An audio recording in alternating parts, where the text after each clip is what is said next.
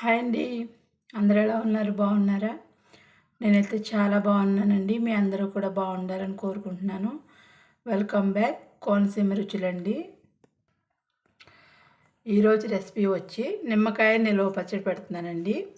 నేను 20 నిమ్మకాయలు తీసుకున్నానండి. 20 నిమ్మకాయలను కూడా శుభ్రంగా కడిగి తుడుచుకుని అలాగే 4 ముక్కల కింద కట్ చేసుకుని కొద్దిగా సాల్ట్ కొద్దిగా పసుపు వేసి 5 రోజులు ఊరబెట్టానండి.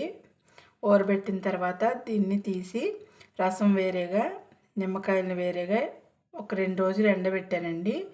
ఎండబెట్టిన తర్వాత ఈ ముక్కలన్నీ కూడా రసంలో వేసేసానండి. అందుకే మనకి ఇలా ఉన్నాయి. ఇది మనకి సంవత్సరం పాటు నిల్వ ఉంటుందండి.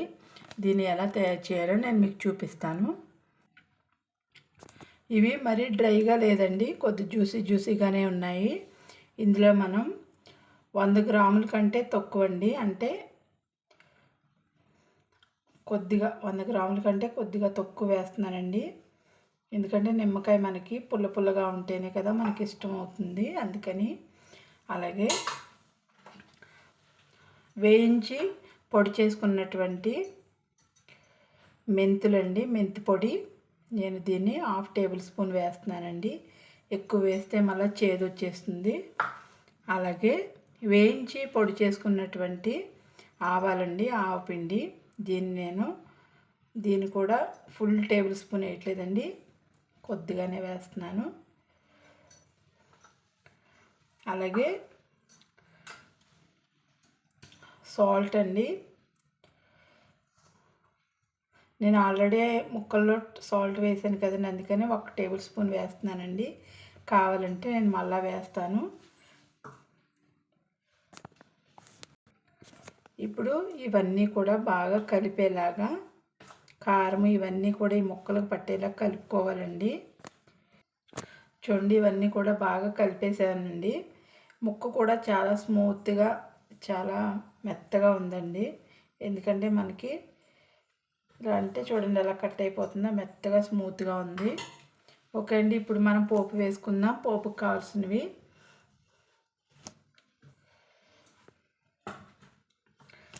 1 టేబుల్ స్పూన్ ఆవాలండి, 1/2 టేబుల్ స్పూన్ మెంతులు, అలాగే ఒక 5 ఎండుమిరపకాయలండి. ఇవేనండి పోపులో వేసుకునేటివి. ఇప్పుడు స్టవ్ వెలిగించి ఇలా మందంగా ఉండే ఒక బాండి పెట్టుకుని 1 గ్లాస్ ఆయిల్ వేస్తున్నానండి.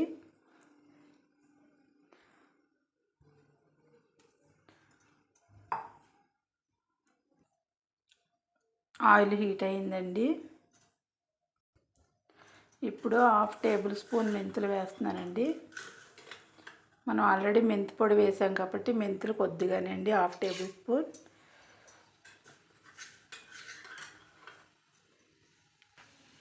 అలాగే 1 టేబుల్ స్పూన్ ఆవాలండి. అలాగే ఒక 5 ఎండుమిరపకాయలండి. ఇవి బాగా ఫ్రై అయ్యాయండి. ఇప్పుడు నేను స్టవ్ ఆపేస్తున్నాను. ఇది బాగా చల్లారిన తర్వాత పచ్చడిలో కలుపుకుందామండి. ఓకే ఫ్రెండ్స్, ఆయిల్ చూడండి చల్లగా అయిపోయింది. మనకి వేడిగా ఉన్నప్పుడు మనం వేసుకోకూడదండి, చల్ల అయిపోయిన తర్వాత మాత్రమే వేసుకోవాలి. ఇప్పుడు దీన్ని బాగా కలుపుకుందాం. ఆయిల్ ఎప్పుడు కూడా వేరుశనగ నూనె వేసుకోండి. అలాగే గానుగ నూనె అంటారు కదండి, అది వేసుకోండి. ఎక్కువ రోజులు నిలువ ఉంటుంది. అలాగే టేస్ట్ కూడా బాగుంటుందండి ఉండే కొద్దీ. మీరు తక్కువగా పెట్టుకుంటున్నాము అనుకుంటే మీరు సన్ఫ్లవర్ ఆయిల్ కూడా వేసుకోవచ్చండి. ఓకే ఫ్రెండ్స్, ఒక లైక్ చేయండి మర్చిపోకుండా. ఇదంతా కూడా బాగా కలుపుకోవాలండి. Okay friends, కలిపేశాను. ఆయిల్ కొంచెం పడుతుందండి. నేను 3 రోజుల తర్వాత దీన్ని తీసి మళ్ళీ దీంట్లో కొంచెం ఆయిల్ వేడి చేసి మళ్ళీ వేస్తానండి. నేను చేసిన పికిల్స్ అన్నీ కూడా మీరు ఒకసారి ట్రై చేయండి, మీకు ఖచ్చితంగా నచ్చుతుంది. ఓకే ఫ్రెండ్స్, దీన్ని ఒక బౌల్లోకి తీసుకుంటాను.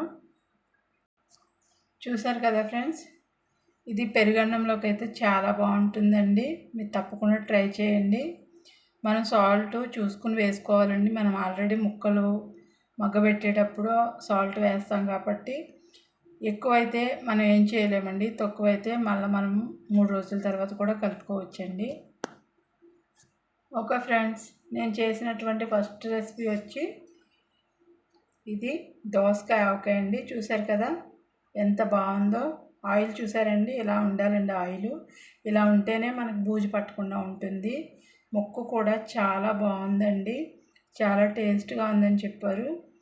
అలాగే మనం చేసినటువంటి నిమ్మకాయ అండి, టమాటో అండి. ఈ టమాటా పిక్కిలు చూసారా, ఆయిల్ చూసారా ఎలా ఉందో పైకంటే. ఇలా ఆయిల్ పైకి ఉంటేనే మనకు బూజు పట్టకుండా ఉంటుందండి. ఈ పిక్కలు కూడా చాలా బాగుందండి, చాలా టేస్టీగా కూడా ఉంది. మీరు తప్పకుండా ట్రై చేయండి. అలాగే ఇప్పుడు చేసినటువంటి నిమ్మకాయ అండి, నిమ్మకాయ నిల్వ పచ్చడి. ఇది మనకు పెరుగన్నంలో తింటే షుగర్ ఉండేవాళ్ళు చాలా బాగుంటుందండి. ఓకే ఫ్రెండ్స్, ఈ 3 రెసిపీస్ కూడా మీరు ట్రై చేయండి, మీకు తప్పకుండా నచ్చుతాయి.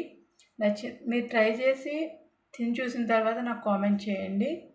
ఓకే ఫ్రెండ్స్, మీకు నా వీడియోస్ నచ్చినట్లయితే లైక్ చేయండి, షేర్ చేయండి, సబ్స్క్రైబ్ చేయండి. మరో మంచి రెసిపీతో మళ్ళీ మీ ముందు ఉంటాను. అంతవరకు సీ యూ, బాయ్ అండి.